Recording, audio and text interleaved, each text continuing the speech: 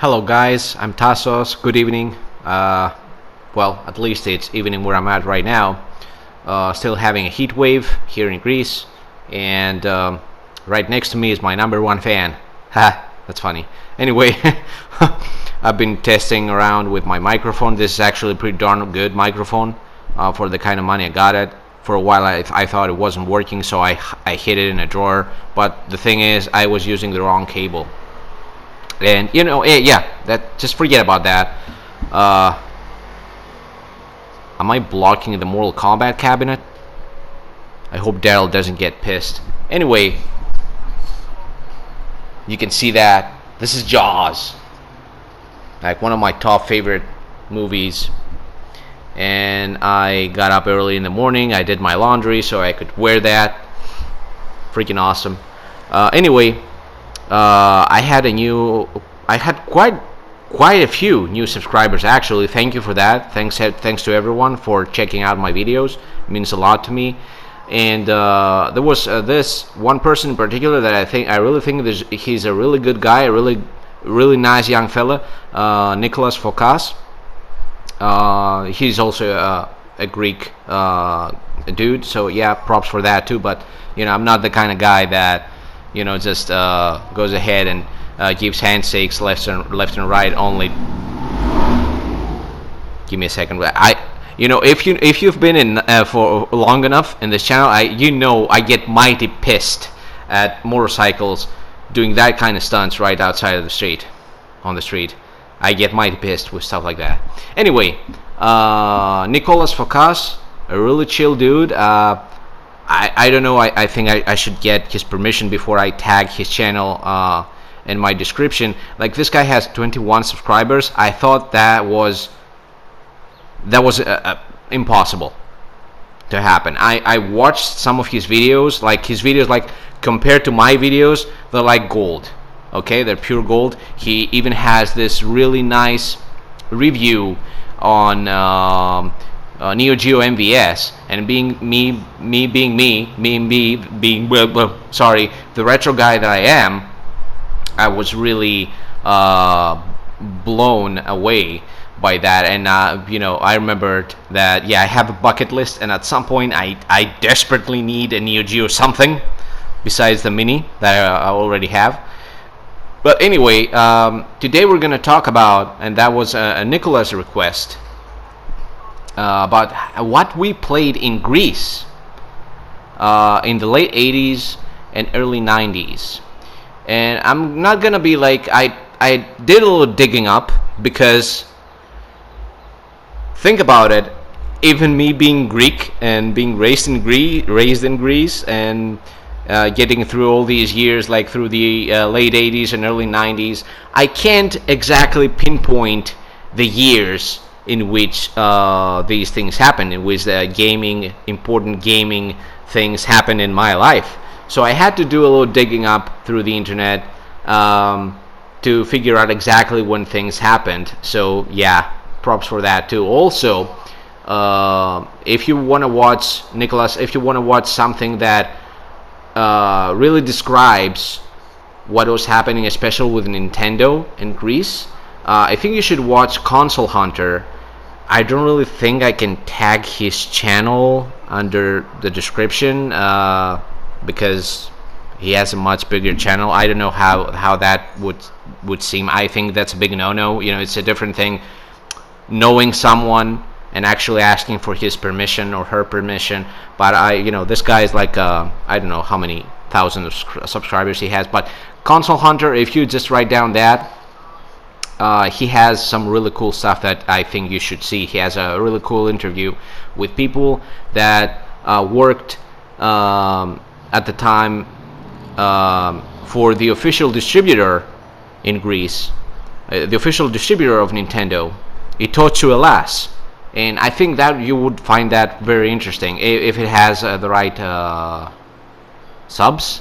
If it has, I haven't noticed if it has the right subs. If not, then I think my video will suffice, because I'll kind of try to dig up here and there a few things, and just let you know what was going on in Greece at the time. And I'm really happy that you would like to know that you're so passionate about retro things. Seeing you and seeing your videos, how much you love vinyl too. I think one of my best buddies would adore you for sure. I saw that video of yours where you show the vinyls. Anyway, I'm bad with parentheses. That's a Greek word, by the way. So yeah.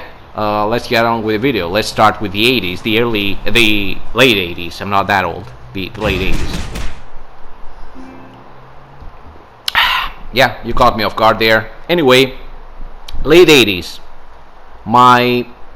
Possibly my earliest memories with gaming come from the late 80s. I have another video where I describe when I first played Pac-Man, and playing Pac-Man like the arcade. Mrs. Pac-Man was one of my earliest memories playing video games. So much so that it left, quite an impression on me. I was quite passionate and quite obsessed with the idea of playing Pac-Man at home. But yeah, if you want to watch that, there is a video with me talking about Mrs. Pac-Man and playing Pac-Man with my mom. Which is one of my best video gaming memories. Anyhow, late 80s. I'll try to describe how things are in Greece at this point. I was a kid of a middle-class family, and that pretty much meant that our refrigerator was never empty. That was a good part of it. I'll try to keep my microphone at a safe distance.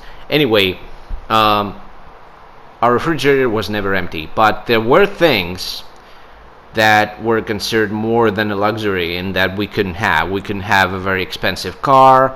We wouldn't have too many expensive games, toys, stuff like that. And that was like the majority of families were like that. So it was not very easy to go into a household and see a place where they had like 2 or 3 television sets. It was mostly one, and maybe 2, and one of them would still be black and white. VCRs, whoever had a VCR was, low-key considered leaning towards being, a little bit more loaded. Yeah, not many people had a VCR. We did have a VCR. We had a VCR because my mom had to, because of her work, being an English language teacher. That pretty much would solve your questions around my pronunciation being so fluent with English. That would pretty much solve your idea of why is this guy much more comfortable with English than he is with his very own native language, which is a thing. It is a thing. It has helped me also with girls. Yeah, now I feel bad. Anyway, what was I saying? Yeah, we were a middle class family, so most of my friends were middle class. Also, we didn't know many people that were loaded, and I'm trying to give you a perspective on my circle. Because our circle is what we had. We didn't care much about what happened, all around. We didn't have the internet, so the distribution of information was kind of different back in the day. You have to keep that in mind. We didn't have too many magazines. We didn't have a reason to have a magazine about video games. But from what I gather and from what I understand, in the late 80s, we did get a pretty decent market of home computers. So CPC, Amstrad CPC, Commodore 64. My best buddy at the time had a Commodore 64. We were playing games like Batman the Caped Crusader. The one that you might have seen that, a game where you either choose a mission versus the Penguin and a mission versus the Joker. And they're basically they look like the same game. It just doesn't seem so different. Anyway, and it was like it looks like comic book panels. So it was very confusing, very very confusing. But I'm not gonna get into that. there was a market of that, and there were people that did own home computers. They were playing games on that. But there was this one console that was abundant and that people would easily have access to that, and that console was the Atari 2600. You can see, like, I don't know which way I'll place it. You can see, like, somewhere around the corners you'll be able to see, or maybe right next to me. Yeah, I'll probably do that. This is the Atari 2600, the Darth Vader model, released in 1982. It was called that because of its black color. It looked like Darth Vader's panel right there. And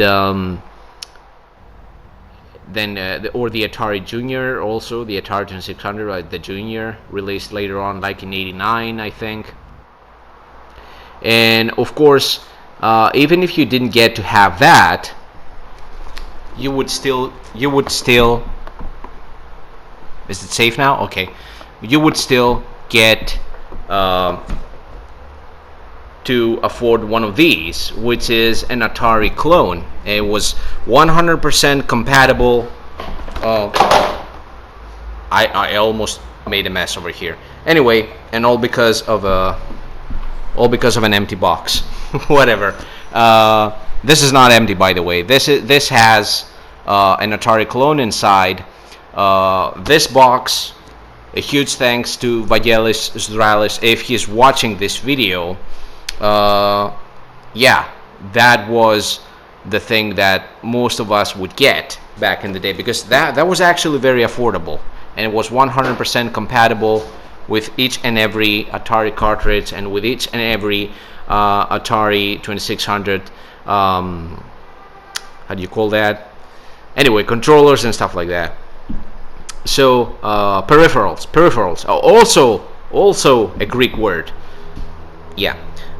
Anyway, having said that, that was the 80s, and especially the late 80s, and we were left a little behind when it came to 8-bit systems.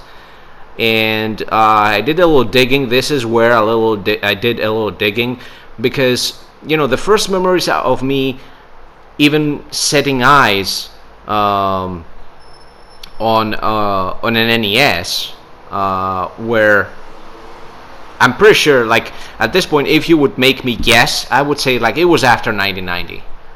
Yeah, but in the beginning I only thought it was because I didn't get to approach these kind of systems because they were too expensive at the time. No, it wasn't that. It was because we were left far behind. But having said that, Sega, am I too close to the microphone? Anyway, Sega had an official distributor in Greece named Tenko, and they had brought us the Sega Master System actually in 1989. I don't know how many people bought it, but still, it's an official distributor. It must have had even a moderate success. It must be one of the factors that helped Sega be more popular in Greece, because it had an earlier, appearance in Greece. It was easier for them to create a foothold in Greece. So Tenko brought us the Sega Master System early on in 1989, and in fact, there are people that have I can't find the right word right now, that have recorded an actual thing that happened back in the day. There was this department store, video game department store, that was importing stuff from Japan and from the US, and they brought in Greece in 1990, and that department store was known as the Athens Club.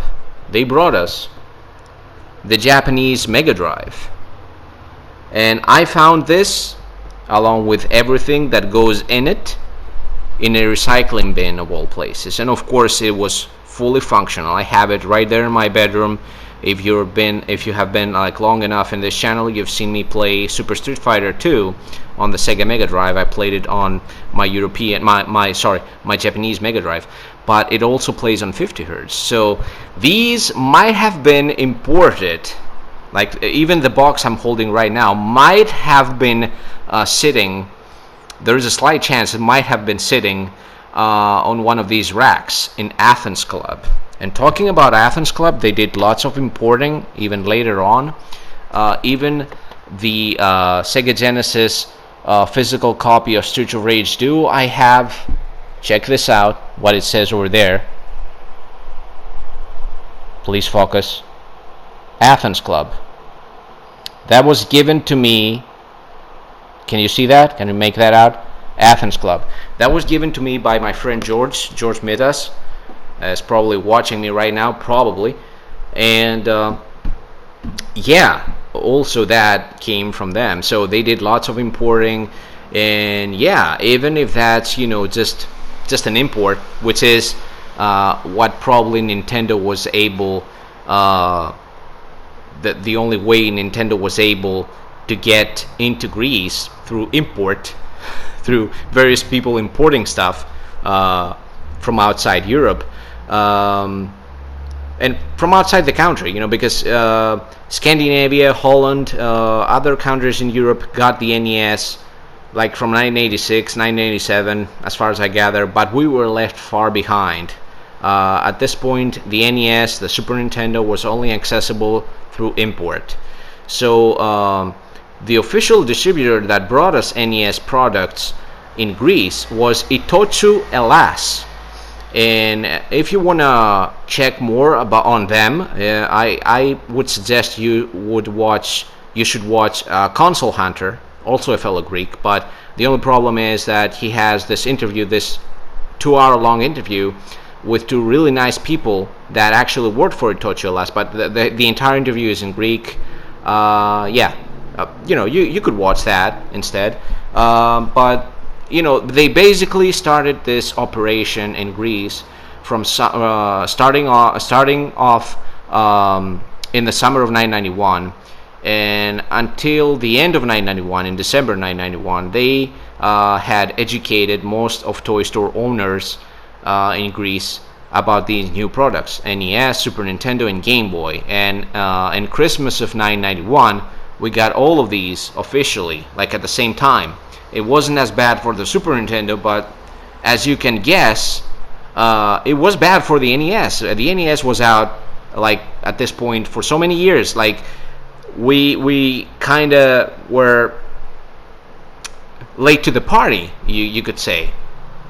And then Tenko, that was the official distributor of Sega, passed the torch on to Zegetron, and they took on some really nice. They took the opportunity to make some really impressive marketing campaigns with the Mega Drive in Greece, and the Mega Drive was really popular in Greece. So pretty much everything from 1992 and after rolled pretty smooth in Greece. I'm still blocking the Mortal Kombat cabinet. Maybe I should have done like the entire video like sitting on a different place, or place these two like in a different way. Anyway, yeah. So yeah, we were late to the party. I'm not gonna talk about what happened later on with the other systems. Pretty much everything after that rolled pretty smoothly in Greece, but at this point, especially like the 8-bit systems, we got late to the party, especially with the NES. The NES, Game Boy stuff, Super Nintendo, until Christmas of 1991, we wouldn't be able to see them like officially in stores in Greece. They would always be some kind of import. Some guy just brought it from outside the country. It would be possible, but not as possible. It wasn't as accessible. And it wasn't the same thing with Sega. Sega already had official distributors in Greece. Not to mention these things were very expensive, so it already took a while. It took a while, even after the official distributors took over, for them to see a real success, economical success in this, which did happen, of course. But yeah, that's not for me to say. That's not for me to actually look on that, because I'm an 80s kid.